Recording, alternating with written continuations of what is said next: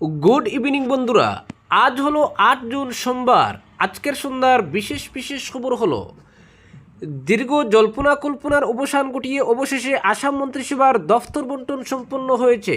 নতুন মন্ত্রিসভার শপথ গ্রহণের 3 দিন পর আজ রাজ্যপাল লক্ষণ প্রসাদ আচার্যের অনুমোদনের ভিত্তিতে আসাম সরকারের মন্ত্রিসভার সদস্যদের মধ্যে বিভিন্ন দপ্তরের দায়িত্ব আনুষ্ঠানিকভাবে বন্টন করা হয়। এর মধ্য দিয়ে রাজ্যের প্রশাসনিক ও রাজনৈতিক পরিসরে এক নতুন অধ্যায়ের সূচনা হয়েছে বলে মনে করা হচ্ছে। নতুন দফতর বন্টনের পর মুখ্যমন্ত্রী হিমন্ত বিশ্ব শর্মা টিম আসামের সকল সদস্যকে শুভেচ্ছা জানিয়ে বলেন, রাজ্যের উন্নয়ন ও জনগণের কল্যাণকে সর্বোচ্চ অগ্রাধিকার দিয়েই মন্ত্রিসভার প্রতিটি সদস্য তাদের নতুন দায়িত্ব পালন করবেন।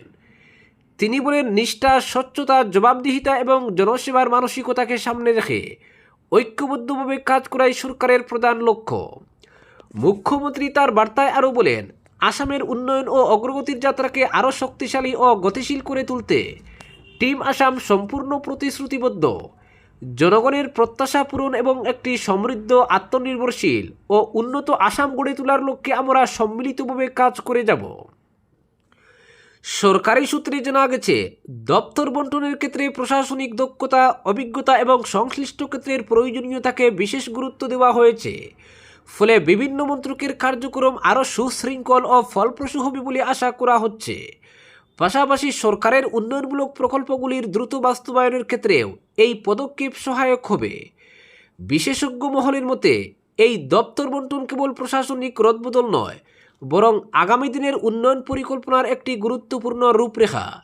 শিক্ষা, স্বাস্থ্য, কৃষি, শিল্প, অবকাঠামো, তথ্য প্রযুক্তি, কর্মসংস্থান এবং সামাজিক কল্যাণের মতো গুরুত্বপূর্ণ খাতে সরকারের লক্ষ্য বাস্তবায়নে নবনিযুক্ত মন্ত্রীরা গুরুত্বপূর্ণ ভূমিকা পালন করবেন। রাজ্যে গত কয়েক বছরে অবকাঠামোগত উন্নয়ন, বিনিয়োগ আকর্ষণ, শিল্পায়ন, পর্যটন বিকাশ এবং সামাজিক সুরক্ষা কর্মসূচির ক্ষেত্রে যে অগ্রগতি হয়েছে তাকে আরও ত্বরান্বিত করার উপর গুরুত্ব দিচ্ছে সরকার। নতুন দপ্তর বন্টনের মাধ্যমে সেই ধারাবাহিকতা বজায় রাখার পাশাপাশি নতুন সম্ভাবনার দ্বারও উন্মোচিত হবে বলে মনে করছেন পর্যবেক্ষকরা।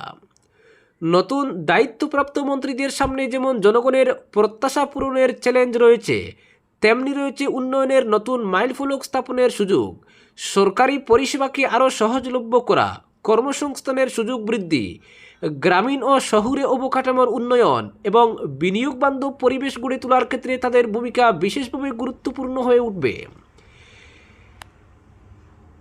অপরদিকে দাম একই রেখে ওজন কমিয়ে বিক্রি, ভোজ্য তেলের প্যাকেজিং নিয়ে কড়া এসওপি কেন্দ্রের। 1 লিটার সরষের তেল কিনতে গিয়ে হাতে এলো 850 মিলিলিটারের প্যাকেট। বাজারে এমন অভিজ্ঞতার মুখোমুখি হয়েছেন বহু ক্রেতা। প্যাকেটের দাম প্রায় একই থাকলেও পরিমাণ কমিয়ে দেওয়ার অভিযোগ নতুন নয়। এবার সেই প্রবণতায় লাগাম টানতে কড়া পদক্ষেপ করল কেন্দ্র। ভোজ্য তেলের প্যাকেজিং ও বিক্রির ক্ষেত্রে নতুন নির্দেশিকা জারি করেছে কেন্দ্রীয় ভোক্তা বিষয়ক, খাদ্য ও গণবন্টন মন্ত্রক। স্পষ্ট জানিয়ে দেওয়া হয়েছে, নির্দিষ্ট মাপের প্যাকেটে এই ভোজ্য তেল বিক্রি করতে হবে। ইচ্ছে মতো 850 মিলিলিটার, 900 মিলিলিটার বা 910 মিলিলিটারের মতো প্যাকেজিং আর চলবে না। নতুন নিয়ম অনুযায়ী 200 মিলিলিটার থেকে 20 কিলোগ্রাম পর্যন্ত নির্ধারিত পরিমাণের প্যাকেটেই ভোজ্য তেল বিক্রি করা যাবে। অনুমোদিত প্যাকেজিংয়ের মধ্যে রয়েছে 200 millilitre, 500 millilitre, 1 litre, 2 litre, 3 litre, 4 litre, 5 litre, 15 litre এবং 20 লিটার। সরকারি সূত্রের মতে, দীর্ঘদিন ধরে বিভিন্ন সংস্থা পণ্যের দাম সরাসরি না বাড়িয়ে ওজন বা পরিমাণ কমিয়ে বাজারজাত করার কৌশল নিচ্ছিল। ফলে অনেক ক্ষেত্রেই ক্রেতারা 850 বা 910 মিলিলিটারের প্যাকেটকে 1 লিটারের সমতুল্য ভেবে কিনে ফেলছিলেন। এ নিয়ে ভোক্তাদের অসন্তোষ বাড়ছিল। এসওপির সংশোধিত নির্দেশিকা অনুযায়ী পাম তেল, সোয়াবিন তেল, সূর্যমুখী তেল, সরষের তেল, চীনাবাদাম তেল, তিল তেল, রাইস ব্রেন তেল, তুলা বীজের তেল, ভুট্টার তেল এবং এদের বিভিন্ন মিশ্রণের ক্ষেত্রেও একই নিয়ম কার্যকর হবে। তবে 200 মিলিলিটার বা 200 গ্রামের কম পরিমাণের প্যাকেটের ক্ষেত্রে এই বিধিনিষেধ প্রযোজ্য হবে না। পাশাপাশি যদি কোনো সংস্থা প্যাকেটের পরিমাণ আয়তনের হিসাবে মিলিলিটার বা লিটার উল্লেখ করে, তাহলে সমতুল্য ওজন গ্রাম বা কিলোগ্রাম একই গুরুত্ব ও আকারে ছাপাতে হবে। নতুন নিয়ম কার্যকর করার জন্য উৎপাদক সংস্থা, প্যাকার এবং আমদানিকারকের 3 মাস সময় দিয়েছে কেন্দ্র। এই সময়ের মধ্যে সমস্ত প্যাকেজিং নতুন বিধির সঙ্গে সামঞ্জস্যপূর্ণ করতে হবে। সরকারের এই পদক্ষেপকে স্বাগত জানিয়েছে ভারতীয় বেজ ওয়েল প্রোডাকশন সংস্থা। তাদের মতে এই সিদ্ধান্ত বাজারের স্বচ্ছতা বাড়াবে এবং ক্রেতাদের বিভ্রান্তি অনেকটাই কমাবে।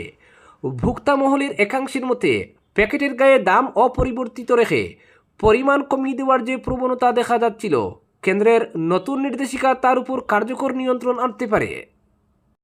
অপরদিকে বেকার হলেও স্ত্রী সন্তানের দায়িত্ব নিতেই হবে স্বামীকে। ডিভোর্স মামলায় রায় হাইকোর্টের। আমি বেকার, আমার কোনো আয় নেই, এই যুক্তি দেখিয়ে কোনো স্বামী তার স্ত্রী ও নাবালক সন্তানের আইনি দায়িত্ব এড়াতে পারেন না। এক বধূ নির্যাতনের মামলায় এমনই তাৎপর্যপূর্ণ পর্যবেক্ষণ দিল্লি হাইকোর্টের।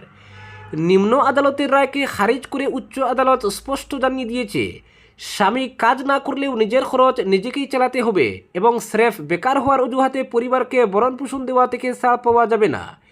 এই মামলার রায় এক ব্যক্তিকে তার সন্তানের দেখভালের জন্য প্রতি মাসে ৬,০০০ টাকা দেওয়ার নির্দেশ দিয়েছে আদালত। বিচারক শীতল চৌধুরী প্রধানের এজলাসে এই মামলার শুনানি হয়। গত ২ জুনের রায়ে আদালত সাফ জানায়, সংশ্লিষ্ট ব্যক্তিটি শারীরিকভাবে সম্পূর্ণ সক্ষম এবং তার ভরণপোষণ দেওয়ার ক্ষমতা রয়েছে। তাই সন্তান যতদিন না সাবালক হচ্ছে ততদিন পর্যন্ত প্রতি মাসে এই টাকা দিয়ে যেতে হবে বাবাকে। নিম্ন আদালত আগে যুক্তি দিয়েছিল যে মহিলাটি শিক্ষিত, তাই তার আর্থিক সাহায্যের প্রয়োজন নেই, কিন্তু সেই দাবি উড়িয়ে দিয়ে উচ্চ আদালত বলে, উপার্জন করার যোগ্যতা থাকা আর বাস্তবে উপার্জন করা দুটো সম্পূর্ণ আলাদা বিষয়। স্ত্রী যে নিজের ও সন্তানের খরচ চালানোর মতো যথেষ্ট আয় করছেন, স্বামী তার কোনো প্রমাণ আদালতে দিতে পারেননি। মামলার বিবরণ অনুযায়ী ২০১৩ সালে এই দম্পতির বিয়ে হয়েছিল। অভিযোগ, বিয়ের পর থেকেই পণের দাবিতে ওই মহিলার উপর শ্বশুরবাড়ির লোকজন শারীরিক ও মানসিক অত্যাচার চালাতো। চরম হেনস্থার মুখে গর্ভস্থ সন্তানকে নিয়ে শ্বশুরবাড়ি ছাড়তে বাধ্য হন তিনি। ২০১৫ সাল থেকে তিনি তার ছেলেকে নিয়ে আলাদা থাকছেন। মাঝে ২০১৫ সালেই ফ্যামিলি কোর্টের হস্তক্ষেপে দুজনের মধ্যে একটি সাময়িক আপোষ হয়েছিল এবং তারা একটি ভাড়া বাড়িতে একসঙ্গে থাকতে শুরু করেন, কিন্তু সেই চেষ্টা সফল হয়নি। কিছুদিনের মধ্যেই তারা আবার আলাদা হয়ে যান। এর আগে নিম্ন আদালত এই মামলাটি খারিজ করে দিয়েছিল এই যুক্তিতে যে গার্হস্থ্য হিংসা ও পণের দাবিতে অত্যাচারের বিষয়টি নাকি প্রমাণিত হয়নি। সেই নির্দেশকে চ্যালেঞ্জ জানিয়ে দিল্লি হাইকোর্টের দ্বারস্থ হয়েছিলেন ওই মহিলা। অবশেষে উচ্চ আদালত নিম্ন আদালতের সেই নির্দেশ বাতিল করে নারী ও শিশুর সুরক্ষাকেই অগ্রাধিকার দিল। আদালতের এই কড়া অবস্থান স্পষ্ট করে দিল, বৈবাহিক সম্পর্কে জড়িয়ে পড়ার পর আইনি ও সামাজিক দায়বদ্ধতা থেকে পালানোর কোনো সহজ পথ নেই। অপরদিকে তারাপুর সিঙ্কিং জোনে এলিভেটেড রোডের অগ্রগতি ৫০%। ৩১ অক্টোবরের মধ্যে কাজ শেষ করার লক্ষ্যমাত্রা। শিলচর তারাপুর শিববাড়ি রোডের সিঙ্কিং জোনে এলিভেটেড রোড নির্মাণের কাজ এ পর্যন্ত ৫০% এগিয়েছে। দীর্ঘ বছর ধরে নদী ভাঙনের সমস্যা অতিষ্ঠ এলাকার মানুষ যে স্থায়ী সমাধান চাইছিলেন, সেই স্বপ্ন এবার পূরণ হওয়ার পথে। আর বেশি দিনের অপেক্ষা নয়।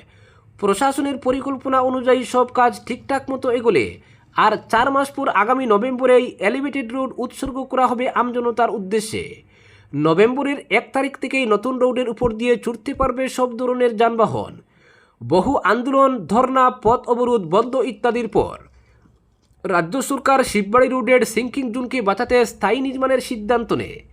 ২০২২-এর ২৯ নভেম্বর শিলচরে আয়োজিত ক্যাবিনেট বৈঠকে অনুমোদনের ভিত্তিতে মুখ্যমন্ত্রী ঘোষণা করেন, তারাপুর শিববাড়ি রোডে এলিভেটেড করিডোর বানানো হবে।